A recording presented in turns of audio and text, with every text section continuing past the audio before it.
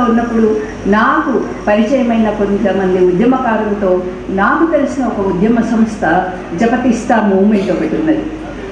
Latin అమెరికాలో జరుగుతున్నది. అది స్త్రీల నాయకత్వంలో జరుగుతున్నది. అంటే నాకు అనిపించింది మొత్తంగా భారతదేశంలో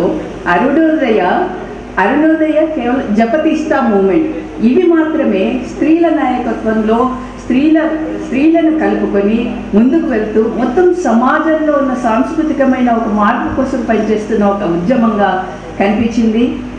ఈ విషయాల గురించి తెలియాలంటే నిజానికి అరుణోదయ గురించిన చరిత్ర ఎక్కడున్నది అని వెతకడం మొదలుపెట్టాను.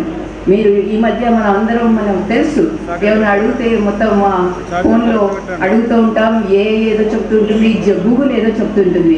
మీరు ఒక్కసారి సాంస్కృతిక ఉద్యమాలు మొత్తం భారతదేశంలో ఏమున్నాయని అడగండి, చూద్దాం.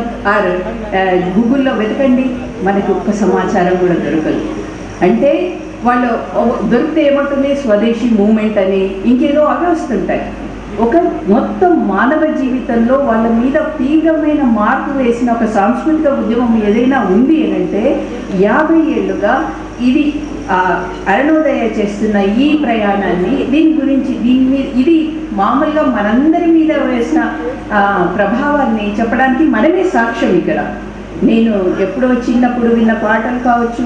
నిజానికి నాకు ఈ ఉద్యమ సంస్థలతో ఎలాంటి సంబంధము లేదు.